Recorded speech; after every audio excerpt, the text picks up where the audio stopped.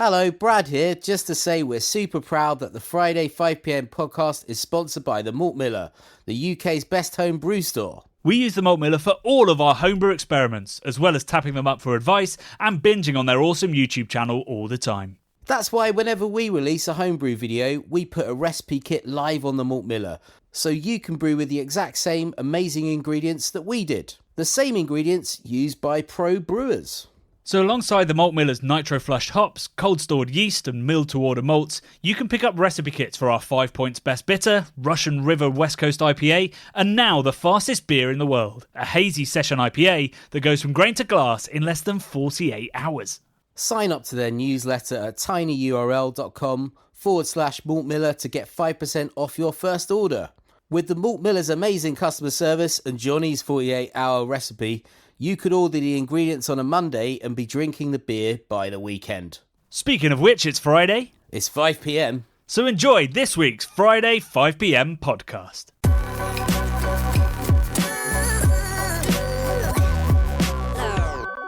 It's Friday, it's 5pm. I hope there's a beer in your glass. And talking of glassware, Bradley, we might have finally finished the designs of the next Craft Beer Channel glass this week. Yes, it sounds, Johnny, like that isn't that impressive, but I think when people finally get to see this glassware that, quite frankly, I've been working on for the last couple of years, on and off, then hopefully they will be suitably impressed, /surprised, /informed. Yeah. I mean, our Patreons already know what I'm on about. They've seen an early, well, not an early draft, a quite recent draft, but it's changed again a little bit since. Yeah. So we've learnt a lot throughout this process because we're trying to print something that's quite complicated. It has a lot of moving parts, essentially, Johnny, and that literally have moved as a result of the printing process. Yeah, so that's been fun. We've had to loosen our registration, Johnny, our colour registration. that has been greatly loosened. Like you would maybe loosen your belt after a big meal, or maybe before a big meal, Johnny. I've heard people do that. They loosen their belt before a meal. Dude, I don't do it before a meal. I'll do it before a long drive. A long drive, okay. Because, you bent over for a long time. Yeah, so I go down a couple of notches. Yeah. Up a couple of notches. Up or down? Oh, God. Are you saying you're like a sort of sadomasochist and you go full tight just to really hurt yourself when you're... Yeah, just so that then when you need a wee, it literally can't even come out. Are you like the albino monk from the terrible Dan Brown, what's it called? I can't even remember what it's called. The... Angels and Demons, the first or one. Da Vinci Code, yeah. Are you like that guy? You've got a self-flagellation device. I am not Paul Bettany. Thankfully not. Albino belt monk. Yeah, I actually watched a video yesterday about Solo, a Star Wars movie, Johnny. Just not to divert too much, but that has Paul Bettany in it. We're already talking about space films. Paul Bettany was not supposed to be in that film. Originally, that film was directed by the two guys that directed 21 Jump Street, right? And then they kept improvising way too hard. Every filming day went way over. The budgets went crazy, and the producers fired them, and they took on Ron Howard as a safe pair of hands to steer the ship. The original character that was the head of the sort of assassin, whatever, crime family thing that Paul Bettany is, was going to be a computer-generated guy played by the guy who sadly died last year, can't remember his name, from The Wire, who had the big cut down his face, credible actor, love him, brilliant, forgotten his name, terrible with names. So everything got rewritten and they refilmed most of it, but the good, funny bits of that film that are still in there are basically the bits that are left over from the first directors, Johnny. So they got rid of all the good, funny stuff, and we got Paul Bettany instead. So fuck Ron Howard. I do like Ron Howard, but I think he murdered that film probably. Yeah, Paul Bettany. back to the proceedings, Johnny. Sorry about that. Well, I was going to say, we need a film podcast for you, really. We do. Maybe without the exasperated Johnny, or maybe that's part of the charm. We could totally just do... me trying to wrestle it. Mate, we could do a film podcast, right? Because what we do is we go away, we watch a film. We have like a little homework assignment. We have to go and watch a film. Maybe you choose a film one week, I choose a film the next week. We have to both go away and watch it. Maybe it's a film that's on Netflix, or it's on a different subscription service, or it's one from the deep mists of time that we found on YouTube's that someone's uploaded, something like that, and then we just discuss it. That could be fun. That could be real good. We could discuss it because I'm sure there's not millions of podcasts out there doing exactly the same thing. But from a beer angle, Johnny, because we'd have to drink a beer or several beers while we're talking about the film. That could be good. Right, okay, so it's like Hot Ones, but Yeah. film reviews Yeah, while drunk. with you and me. Right, Yeah. okay. Yeah. Right, well, if people would tune into that, let us know. We've always got time for more channels and podcasts, haven't we, Bradley? Oh, yeah, I mean, you know. That's why The Glass was so quick to put together. Oh, yeah. Yeah. But it's going to be good, Johnny. It's going to be good. It's been fraught. Wait, we talk about the podcast or The Glass? They're both going to be great. Right, Biggest okay. thing going in glassware and podcasting. Right. Yeah. Both can be excellent. But yeah, can't wait. But most importantly, the glassware is going to be great. Yes. We will be launching it at Love and Beer Festival, which is now not that far away, like two and a bit months. Yeah, man, and we've pretty much possibly just 2 months. Nearly sold out, haven't we? So if you're a loyal listener, thank you, first of all. If you're at all likely to come to Love and Beer Fest, please go and buy a ticket now, because we don't want to disappoint any people that have been holding back. That you know, like us, John. You might want to hang out with us. Please go and buy a ticket now, because it is going to sell out. It is going to sell out in the next couple of weeks. Yeah. So don't leave it to the last minute, because there won't be tickets. But you've got a couple of weeks to get your shit together and get those tickets ordered. Get permission from your partners. Bring them along. Convince your friends. Well, or I didn't. If you get permission, they could still come. I'm not saying go on your own. Although you'd be very, very welcome to, of course. So yeah, get your tickets. There's a link in the descriptions box of this podcast. I was going to tease. Actually, no, I'll still tease the beer list at the end. Do it right now, man. You know, that's something people do on YouTube. No, because then it's a trick on YouTube. I've teased it now, and they'll have to wait to the end /fast forward to find out the beer list that's going to be there. I should have teased Solo a Star Wars movie, shouldn't I, Johnny? And then bored everyone at the end instead.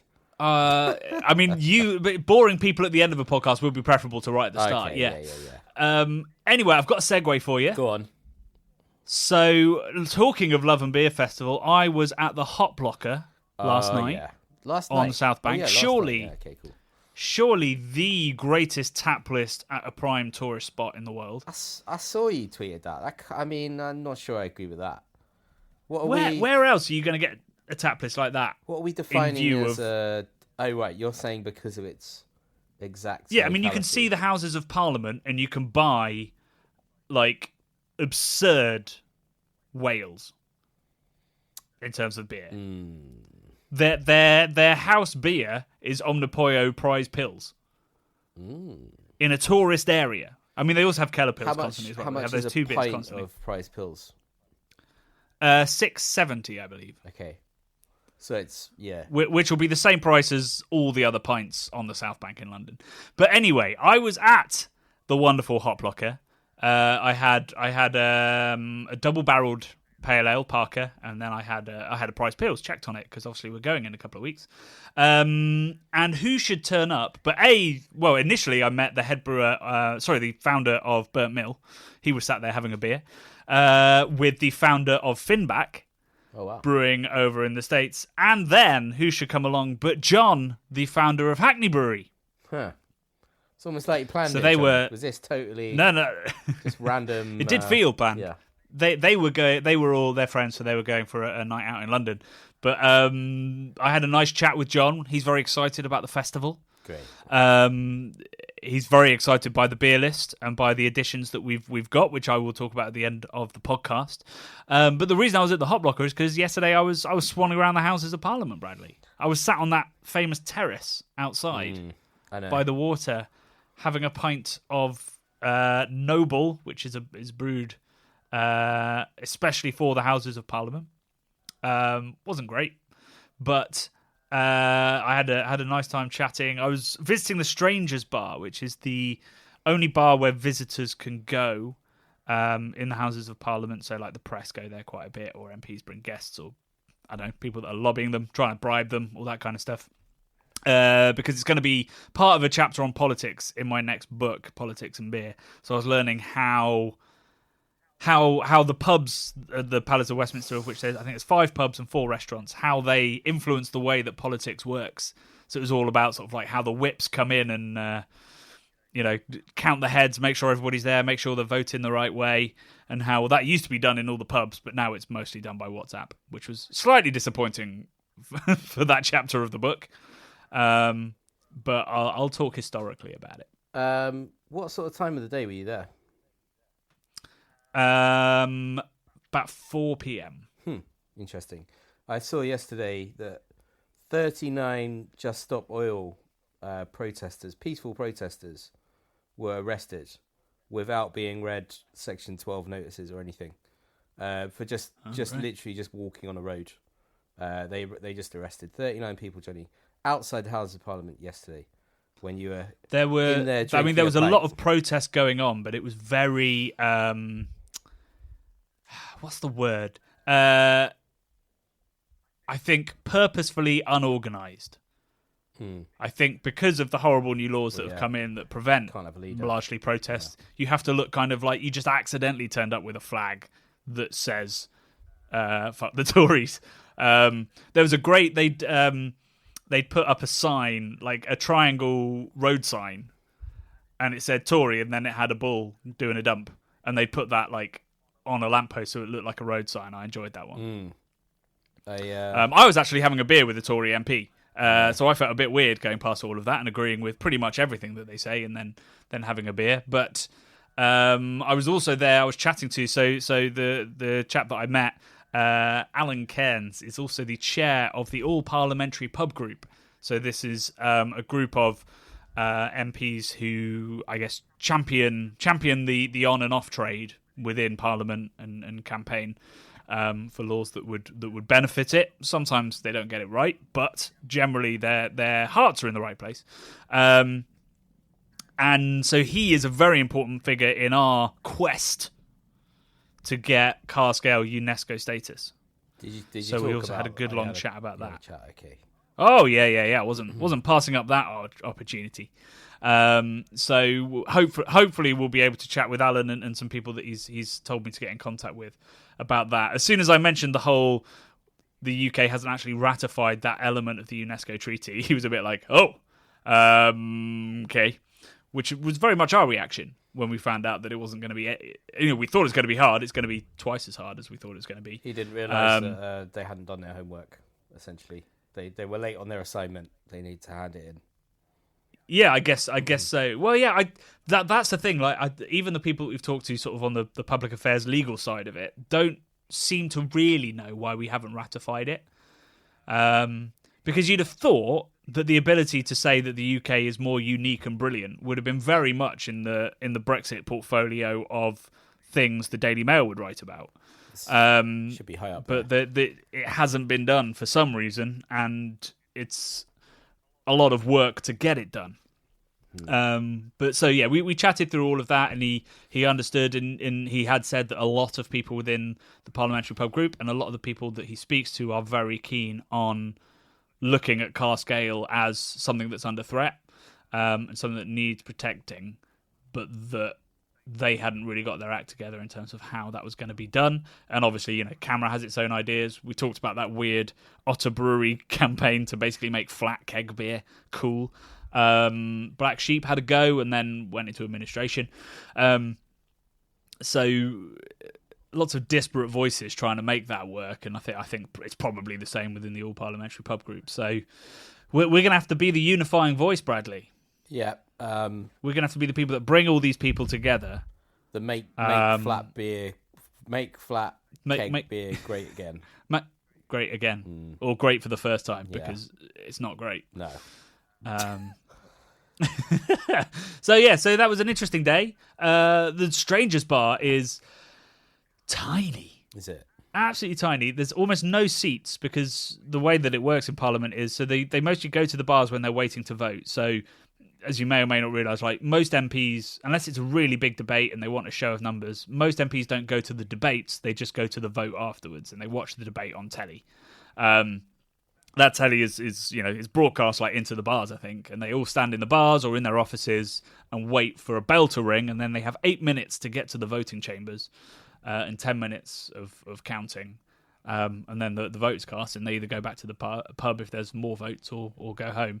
But so it's basically standing room only because you're only ever in there for like one drink, half a drink. The people that go to the restaurants apparently just leave their food. So I'd be like, I'm not going to vote on this one. I'm just going to minesweep. Well, they're all claiming their food as expenses along with their moats anyway. So it doesn't really matter, does it, Johnny? They just say, "Oh, we'll leave this tray of lobster, and I'll come back and I didn't pay for it. Order a new one on the taxpayer when I come back in after I vote to not allow any human rights and shit." Yeah, not sure about as ever a unifying voice. We will be. yeah. I'm not sure about unifying in that we just slag them all up. Heart of Darkness. You don't want to play. Don't want to play the parliamentary game. Well, it's the way we've got to do it if we want to get UNESCO listing for cask. This is. This is. I'm sure what most people find going into politics. They're like, I'm going to be different. I'm not going to work with people. And then you're like, do I really have to work with these people? So there's going to be some moments. If we're serious about this, it's going to involve all of these situations and having to swallow our pride or our feelings to get one thing done. Game of Thrones-esque intrigue and plotting. Fewer swords, I reckon. Don't know about that. Fewer dragons. Maybe fewer dragons. But yeah, I mean, it was a bit of an eye opener in how, how Parliament works, but that's going in the book. But B, the scale of the task ahead of us and the people that we sort of rallied around us already to get it done. It's going to be mammoth. And I don't really know what the next steps kind of are off of that conversation, which was, very much a heart says yes, head goes, whoa. There's a lot to do. And I think people, I'm not saying this of Alan, but I think a lot of people would see it as not that vital given everything else that's going on. And I'd totally understand that. And obviously we've very likely got a change of the guard happening perhaps in May next year with the general election. So it's a terrible time to be doing it as well. But it's on the road, and there's some traffic jams, and in the meantime I had a terrible pint at Parliament. What did you drink? Sorry, I did another. What pint was that you drank? It's called Noble. I don't know who makes it, but essentially it's a white label lager made for the Houses of Parliament. And they've chose to call it Noble. I don't know who chose to call it Noble. Yeah. I mean, I imagine it would have to be signed off by a committee. So maybe they're trying to say the MPs should be noble and it uses noble hops, perhaps. I'm not quite sure. But it didn't taste great. There was some diacetyl issues. Oh dear. Which, to be fair, could have come from the lines, but I don't think it did. I also went to another iconic bar, The Experiment, which sadly closed last weekend. Yeah. After about 4 or 5 years of being a bar. Did you and obviously was the Pressure Drop Brewery beforehand. Specifically go there that night because you knew it was closing? Or are you saying that you just went there and it happened to be the last night? So when I found out that it was closing, my friend and I, who used to go there all the time, were like, we haven't seen each other in ages. This is a good excuse. Nice. By the time we got there at 7 p.m, all they had on tap was Pressure Drop's porter left, and nothing but wit beer in the fridge. But luckily, Fashion, which is the porter, is an absolute stonker of a beer. So we had a lovely pint of that. It's 6.5%, so we only had the one. And then I think actually they were bringing in more beer, like Pressure Drop was sending some because lots of people had come to say their farewells. But we went off to the Pembury to have some best bitter and some pepperoni pizza. Sick. But yeah, it's a sad loss. It is a sad loss, Johnny. It is a sad loss. Are they going to come back with anything else? They're just shuttering that space. No longer. Well, yeah. So essentially, it was a rental. It was the end of their rental agreement, and the rents were going up, and they didn't think they could make it work. They said, like, we have no quarrel with the landlord. They can put the rent up to what they want, but we don't think we can make a viable business out of that. What's down there now? Because I remember the first time I went there was still like MOT garages and cut and shut sort of shops and stuff. Oh, it's very different now. I remember very, very different. The last time I went there was maybe not the last time, but a while ago when I went there was a Breaking Bad themed bar, which is really weird. Yeah, that came and went again, I believe. Then there was another brewery at the other end that was sort of like a bit psychedelic-y in their Deviant designs. and Dandy. Yeah, yep. Deviant and Dandy, which didn't really like that much. And there was something called like Paper Dress or something, which is like a venue/vintage shop, I think, like a gig space. So I don't know what's down there now, but it was quite an interesting mix. Yeah, I couldn't quite work out. I think it's still a gig space, and there's obviously Church of Hackney Brewery. Yes, they're there now, right? Or Hackney Church Brewing. They're still there, still doing food, still pretty busy. Yeah, I mean, it's all very sort of trendy East London businesses, and obviously around the corner you've got the Burberry outlet, you've got the Nike outlet. Like, it is quite. You can see they're trying. You can see what they're trying to turn it into, and it just hasn't quite happened for them yet. So I think probably the rental increase might be a bit premature. But they're hoping to get Balenciaga in that archway, something like that, right? Yeah, I think that potentially what they're trying to go for. There's also there's lots of markets, like there's a big sort of Caribbean like food and clothing market that happens, I think, once a month there as well. Oh, right. So they are very much embracing like the local area as well. I don't think it's all criticisms. But yeah, I mean, it's just an area that I think the landlords haven't quite worked out what it wants to be, and maybe they decided that that brewery wasn't what they wanted there, or that it wasn't sort of worth it for them. I don't know whether Pressure Drop or Verdant will go for another London venue. I mean, Pressure Drop obviously have their great tap room that's very, very popular, so maybe they don't need to. But Verdant, their approach is very much to have some bars in different locations, because obviously getting to Falmouth, as we discovered yesterday, trying to plan our trip for the collab is a long old journey. Yeah, man, it's not a particularly easy place to get to in the world. So is that their only? But it is a beautiful part of the world. Yes, it is beautiful. Is that their only bar / tap room and blah blah blah? Verdant. Yeah. No, they've had loads, but they've all sort of come and gone. So there was the Experiment, there was the one in Bristol, there's the one in Newquay, there's another place on a beach they've just opened, like a beer and pizza place. They've then got the seafood bar in Falmouth. Got you. And they've got the brewery tap room. That was my. I thought they had somewhere else, but I didn't know if they had anywhere active at the moment. But you've just answered my question. They do. Yeah, but all down in Cornwall at the moment, because the Bristol one I think closed as well. Yeah. So, but yeah, I mean that's trying to get a foothold in some of the places that have great beer, because of their location. You went somewhere cool this week, hey? I did. I was with family the weekend. It was my nephew's 5th birthday, so I was down. We were all down in Sussex for a bit, and on the way back, I often drive through Tunbridge Wells because it's on my route home back to Lewisham. And this time we left at a reasonable time. It was a lovely sunny evening, and I said to Kirsty, "Why don't we stop for a cheeky beer, a cheeky half?" I think I had 2 halves, so I had a pint. I just had a pint. I didn't have 2 halves. I had a pint, just to clarify.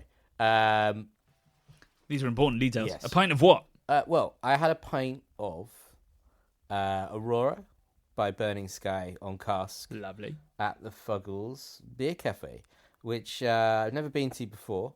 Our friend James Bison is always posting from there. He is, I believe, moving back to Tunbridge Wells in a couple of months' time as well, because that's the sort of good to have the breaking news, the breaking Bison news, right? Yeah. Bison goes back to Tunbridge TB. Tunbridge Wells TW. I don't know, Johnny. He's off anyway. He's moving out of London. If you don't know who James Beeson is, he's a drinks writer. Just for anybody out there that is wondering who this man is. He's got he's got dyed blonde hair, Johnny. Like something like I saw him at the Experiment. Oh, you saw him there. Yeah, he's always at everything, man. He is on the pulse. He's a drinks writer. He's on the pulse, Johnny. So much on the pulse, Johnny. But yeah, he's got dyed blonde hair. Carry on with your story. Look, it was a great location. The fridges are great. I couldn't even count the amount of taps there were. There were loads of cast lines, loads of stuff on keg. Like I don't know how many lines, but like let's say 30 lines, 20 to 30 lines of stuff. All looked great. Great list. Very, very varied list. They had some sort of takeover from some guys from Sweden, I think, that night. Gamma. Yeah, Gamma. And they had really, really epic food offerings. We ate 3 warm salted pretzels that were like really actually pretty decent. Really, really nice pretzels. They had some epic looking cheese toasties. We didn't get any of those. But it was just great, man. It was like a real nice little vibe. I've never known you turn down a cheese toastie. Well, I can't remember what we'd had. We'd eaten earlier, so we weren't massively hungry. But just the 3 pretzels. Well, we ordered one betwixt us. Then the salty, chewy bite of it was infectious. So I said, "Well, you better go and get another one, KP."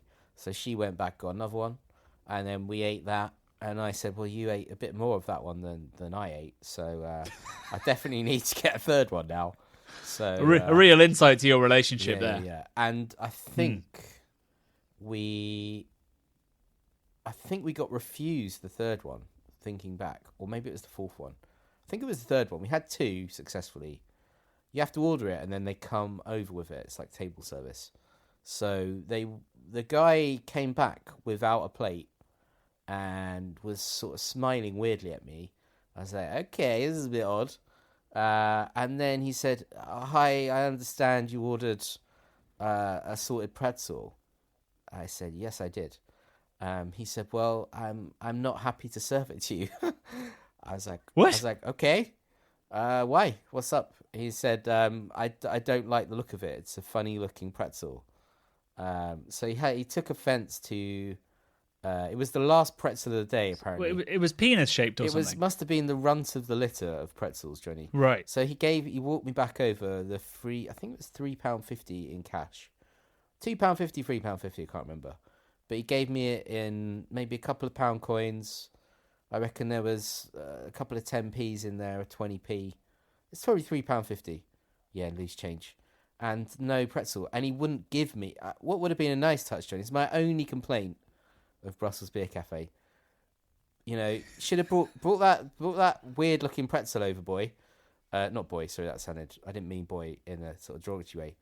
I meant it in like a boy. Kind of like mate kind of vibes.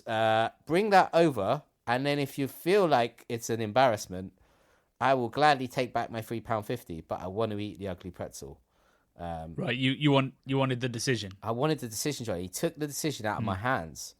And I'm not, I do think, aestheticism, beauty in life, art, design, these are all important things, Johnny. But do you know what's more important than any of that? Bucking salted pretzel when I'm hungry and I've just drunk a beautiful pint of Aurora.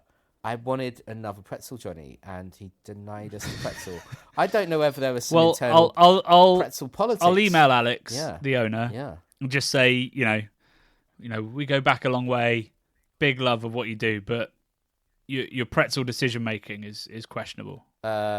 I just think it's pretzel politics, Johnny. You need to keep that pretzel politics. Need to keep that pretzel politics out of the Fuggles Beer Cafe. Right. Other than that, stellar experience, mate. Stellar experience. There you go. As always, that story did not go in the direction I expected. Talking of stories not going in the direction we expected, I've got an anchor update. Oh, come on. Right, so there's this dude called Mike. Yeah, Mike. He's a serial investor.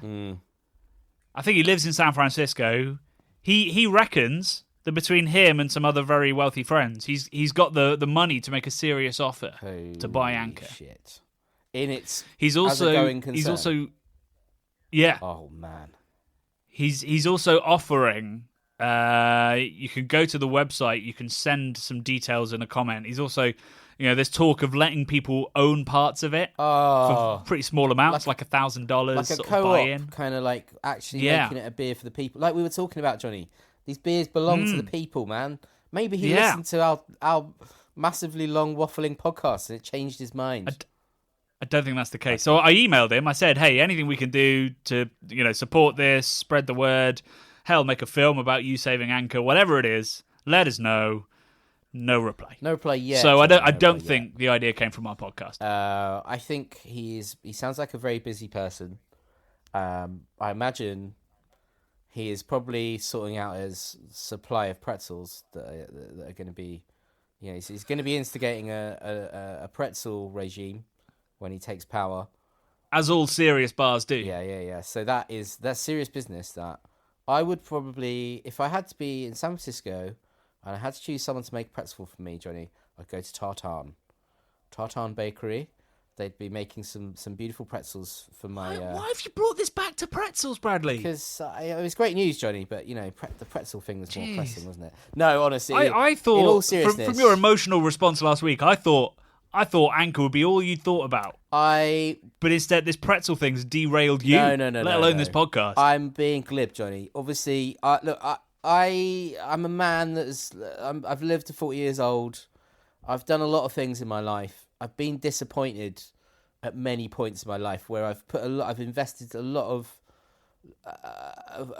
my personal being. This isn't about pretzels. Into an experience, Johnny. You anticipate something's going to happen, Johnny. We anticipate Mike is going to take control. He's going to save the day. Something goes wrong, and then you feel very, very deflated, Johnny. Like when this is a defense mechanism. Well, yeah. Don't hurt me. Talking about pretzels, you don't want to be hurt again by Sapporo. It's literally what is love, baby, don't hurt me. That classic 90s song. Yeah, it's that. That's what's going on in your head. Because it's now going on in my head. I genuinely love. It's great. It's a banger. It's an absolute banger. I wanted to make little signs that said "What is love?" and then "Baby, don't hurt me," like separate ones. I love that song. It's great. It's a defense mechanism, Johnny. I genuinely love Anchor so much that the prospect of it remaining alive is filling me with joy, but also buddy, you can't terror. You can't let that fear rule your life. You've got to email Mike. Yeah, you've got to tell him how you feel. I love the idea of us going and making a film about Mike saving Anchor. Yeah, I mean, that was a bold move, and I don't think we could, even if he said, hell yeah. Is he a tech billionaire, sorry? Is Mike a tech guy? I mean, I'm going to presume tech because it's San Francisco, but I don't know. Yeah, it's probably tech, to be honest. In which case, they've got FU money, haven't they? So they can do whatever they want.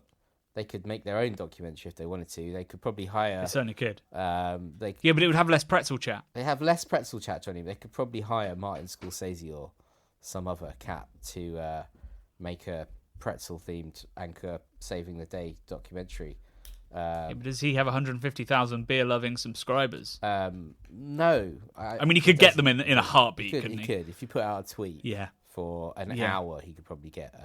that amount of subs, but isn't that bleak? It is a bit bleak. Sometimes I think about that. You watch all these YouTubers coming up and just storming past us.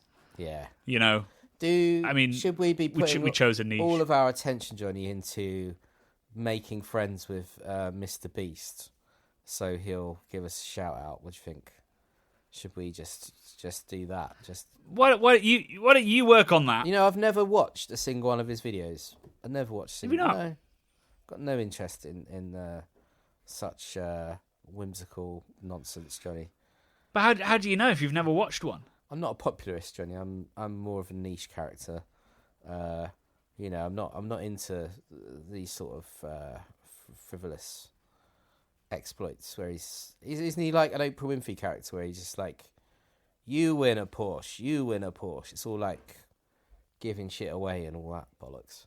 I mean, that's certainly where he's landed. He basically makes content where he gives shows off his wealth. Yeah, I don't like that. And makes poor people smile is essentially, I think, his... That's nice, but all of those things... What he thinks is content. Massively... I'm not sure how nice it is. It's not nice. But like you see those videos at a smaller scale where people are buying a homeless person a sandwich. Nice act, buy a homeless person a sandwich. Don't fucking you didn't need to film stick a camera in their face and make them cry because, it's dehumanising bollocks, man. And that is what I don't like, that sort of exploitative shizzle. So Mr. Beast is not my sort of jam. We've already got burned by criticising one well-loved media personality. That's true. Oh God, pod. I feel like I feel like Mr. Beast is actually a very nice. Is he? All right. Well, I think he's nice. He cares about the world, and maybe some of his content is slightly exploitative. Right. But equally, if we spoke to the people that are in the videos, probably most of them are fine with it. Okay. All right. I'm retracting. But my I just want to say, statement. I think Mr. Beast is good at what he does. Yeah. I don't like what he does. Yeah. But he's good at it, and I think he has made some surely very nice people very well off and happy. Yeah. Okay. Fair point. So just to all the commenters out there, greasing up their keyboards. Oh shit. I'm retracted. This is not a world famous podcast. Johnny, I'm tightening my belt. I'm about to sit down in the hot seat of the car of internet hate, and I'm tightening my seatbelt, Johnny.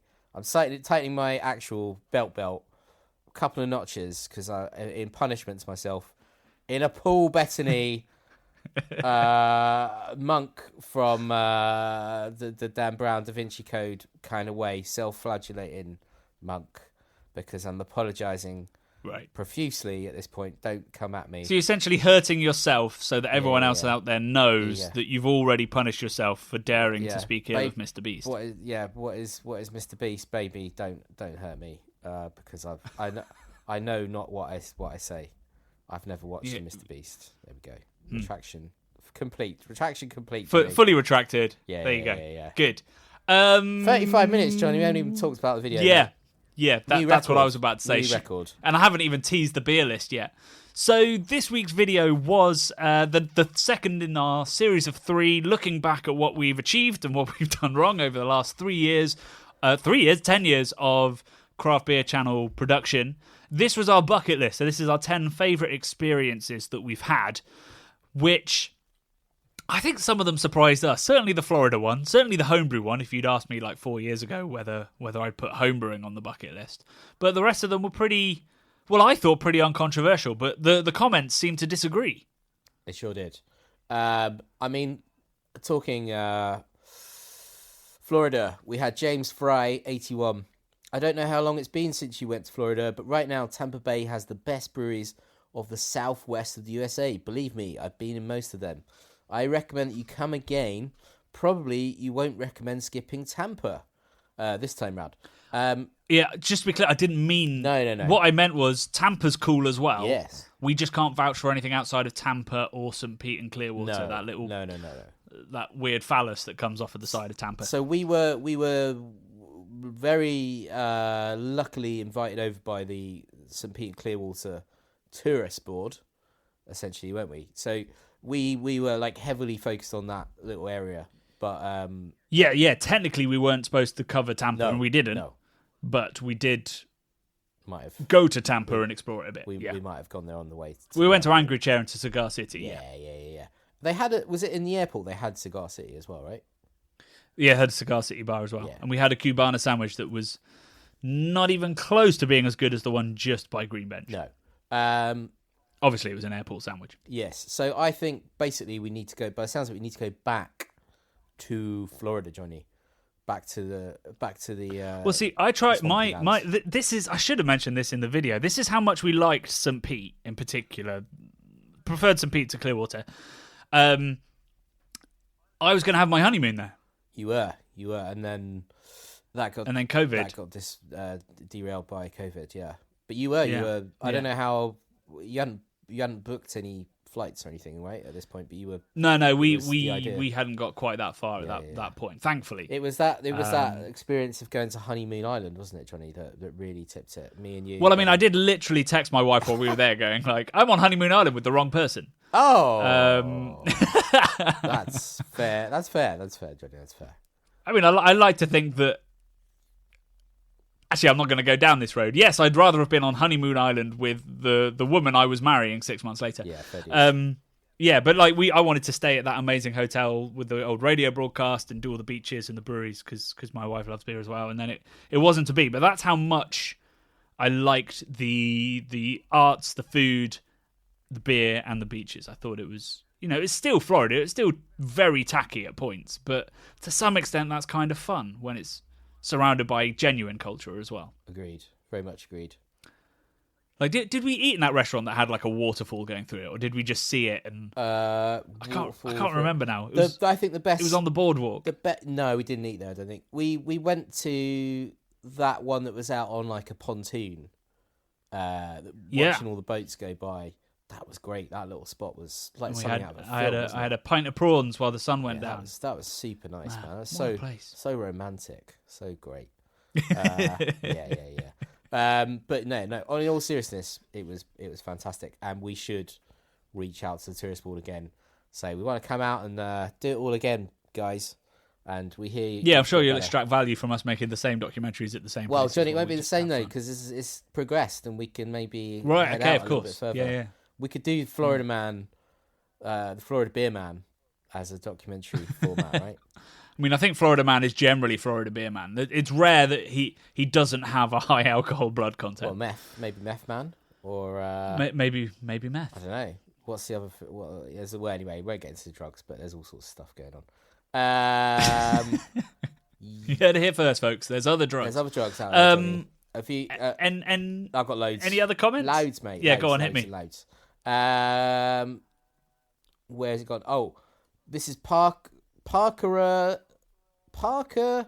as 5583. I truly miss the cask ales of the UK. There is nothing like it, especially here in the States. But the beer scene in Anchorage, Alaska is amazing and a lovely surprise. Couple of comments. Yeah, man. Couple of comments about Anchorage in Alaska, which is intriguing to me. This is from Niv Hawk 1.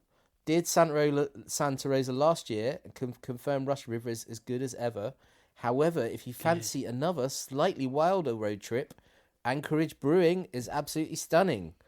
Didn't catch a deal with the Devil release, but the typical stouts barley wines are out of this world. So we had a lot of people saying Anchorage, mate.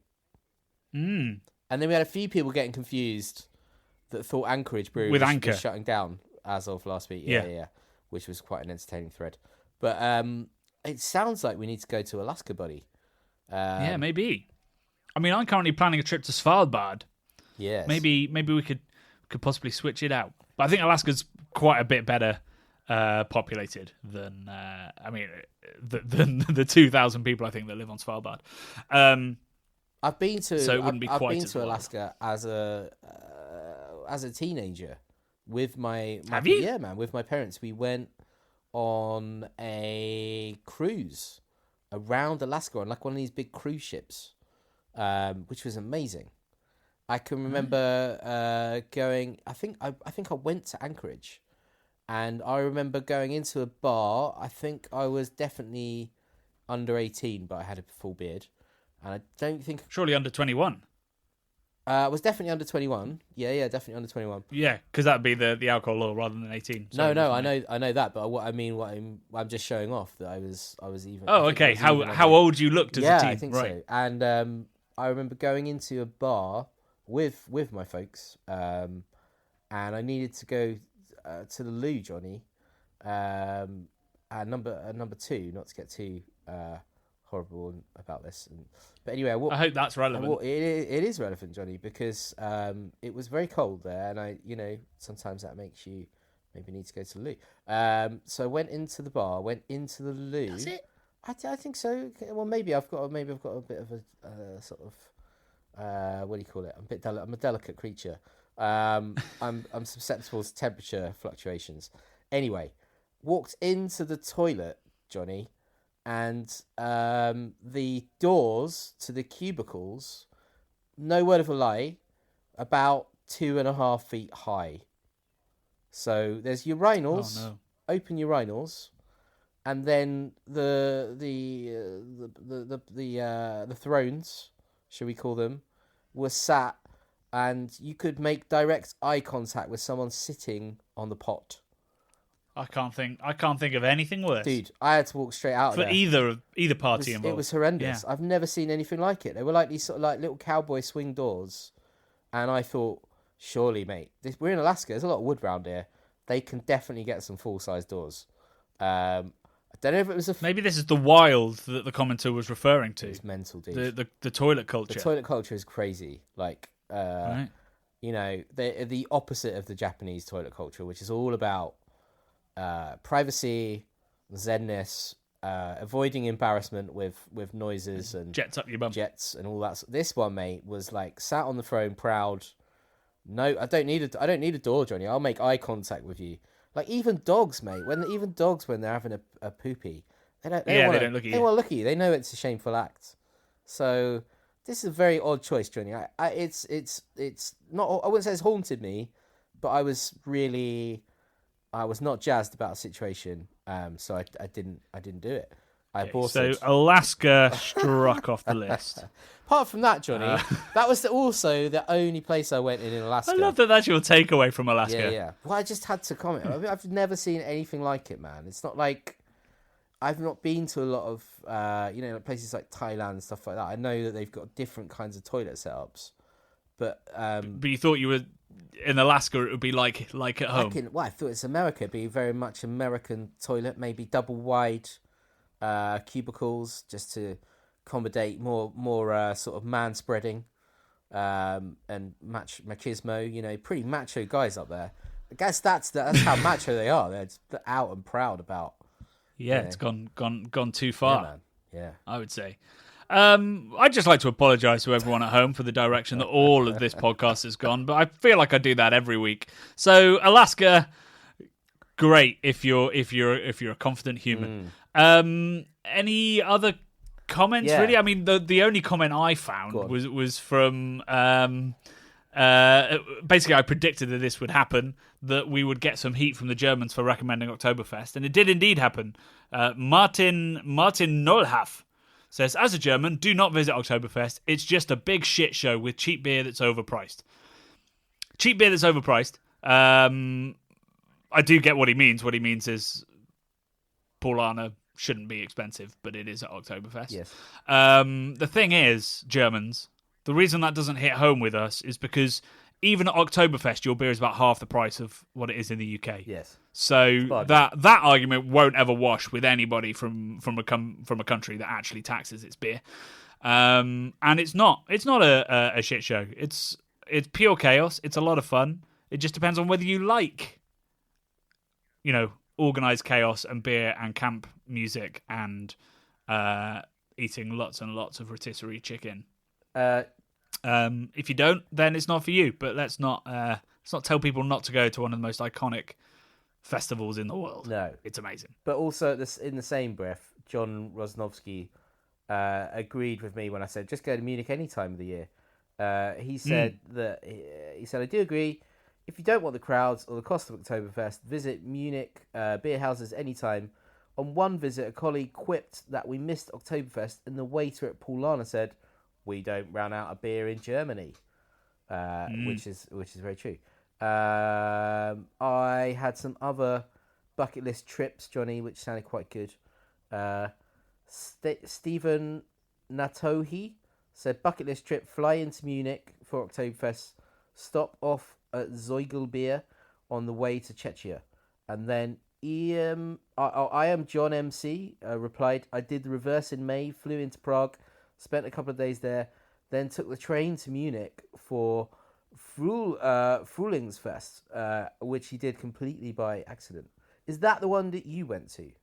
The Frühlingsfest? Have you been to that? That's not the forest one, is it? The forest one? Isn't there some forest one that you've told me about? Not in... Oh, I think you're thinking of Annafest, which isn't in Munich. Not in Munich. That's in Bamberg. Bamberg. No, I haven't done Frühlingsfest, and there's Starkbierfest, which is in March, which I have done, which is Strong Beer Festival. No, never done Frühlingsfest. But, I mean, essentially, the bucket list shouldn't have been Oktoberfest, really. It should have been Munich and the surrounding areas, bonus, go during one of the festivals, because they're great fun, and they are, even if you don't love the actual festival, it is an experience that you will not have anywhere else. Like the scale of it, the quality of the food and the beer, the campness of the music. It's all just like eyes wide, can't believe this is sort of happening vibes. And I don't think that people should miss out on that. Even if you only ever do it once because you didn't love it, you're still going to have a great time in Munich the rest of the time. It's only like a 3 or 4 hour session at an Oktoberfest or something. Yeah. But, I mean, I think it's absolutely brilliant. It's mega. I think we're out of time, Bradley. Well, we need to tell the people. We need to hint at what we're doing. Yeah. That's what I meant. Yeah. What I meant was we've only got time left to tease Oof. the incredible beers that are going to be at our festival. So we have finally lined up all 10 collaborations. Amazing. I am... before I reveal the list of the beers that are going to be poured, I will say tickets still available at the link in the descriptions box. And on top of all of these 10 beers, there will be a Budvar pouring masterclass from the one and only Radim of the videos that came out recently. Yeah. We will have our podcast sponsors, the Malt Miller, bringing along some homebrewed versions of Craft Beer Channel episodes. Amazing. So Craft Beer Channel homebrew recipes, and also bringing along lots of lovely hops, hopefully including some British varieties that we used in our Meantime documentary for you to sniff. And of course, 10 more taps of Hackney Brewery goodness.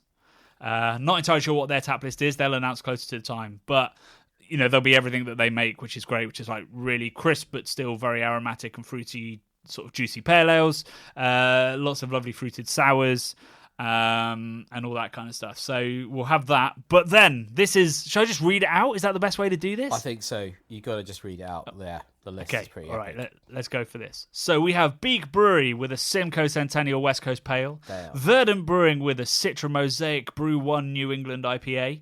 Oof. We've got Lost and Grounded making a Fest beer. Oof. Omnipollo will be making Brad's Breakfast. Probably won't be called that. But it's a coffee, cinnamon, and vanilla pastry stout. Yeah. Hackney Brewery are going to be making us a Peach Melba Sour. Amazing.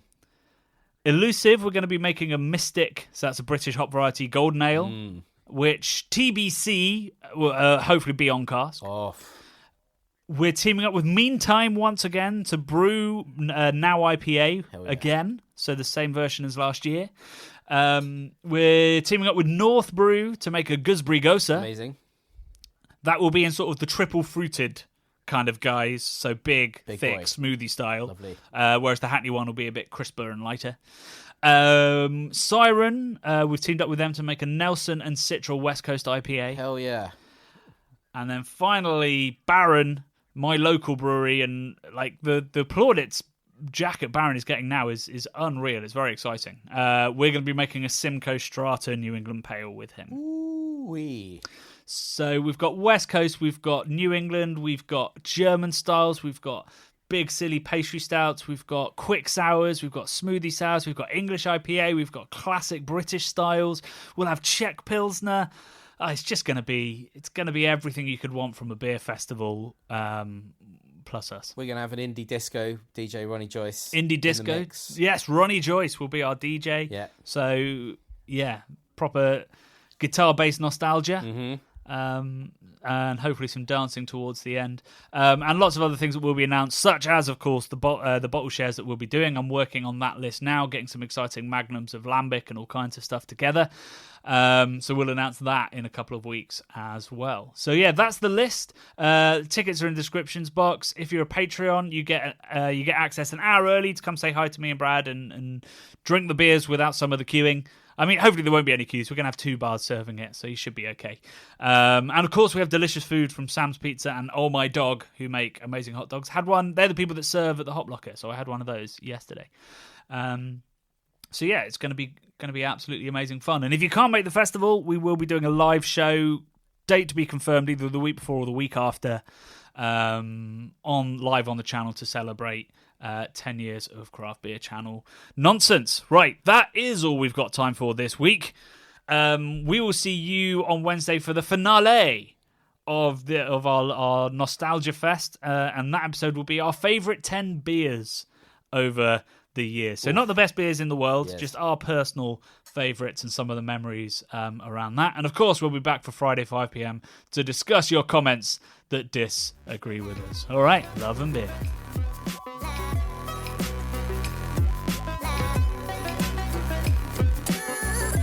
The Bubble and Friday 5pm podcasts are brought to you by the nerds behind YouTube's craft beer channel. You can watch over 400 mini documentaries at youtube.com/the craft beer channel, and if you love what we do, support us via Patreon and get access to merchandise and our amazing Discord forum, a positive and welcoming space for everyone who loves beer, food and homebrewing. Love and beer.